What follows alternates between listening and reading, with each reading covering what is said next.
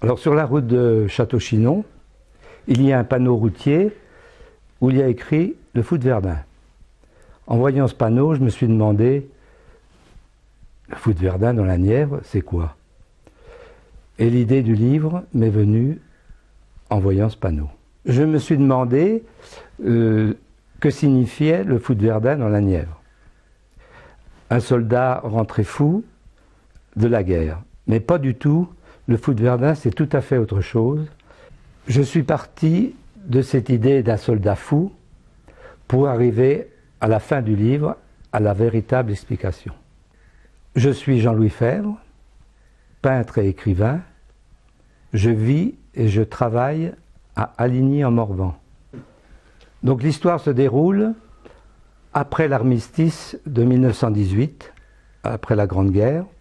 C'est le retour de deux poilus, l'un Morvandiau, Lucien Moreau, l'autre Berrichon, Alphonse Cherrier, qui rentrent dans leurs villages respectifs.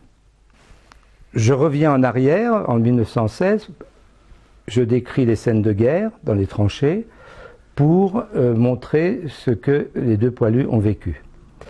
Et quand ils reviennent dans leurs villages respectifs, la question qui se pose, c'est est-ce qu'ils pourront reprendre une vie normale après avoir vécu l'horreur absolue dans les tranchées de Verdun.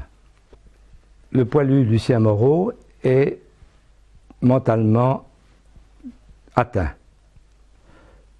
Et Alphonse Cherrier, son ami, est plutôt physiquement malade. Dysenterie, insomnie.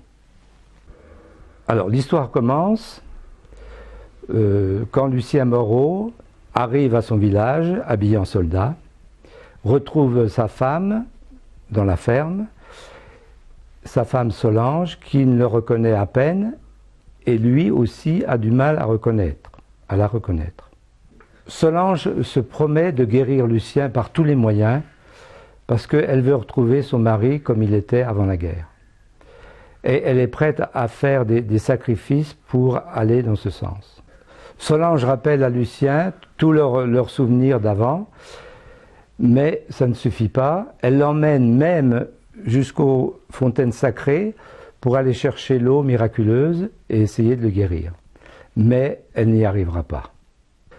Solange va-t-elle pouvoir retrouver son Lucien d'avant?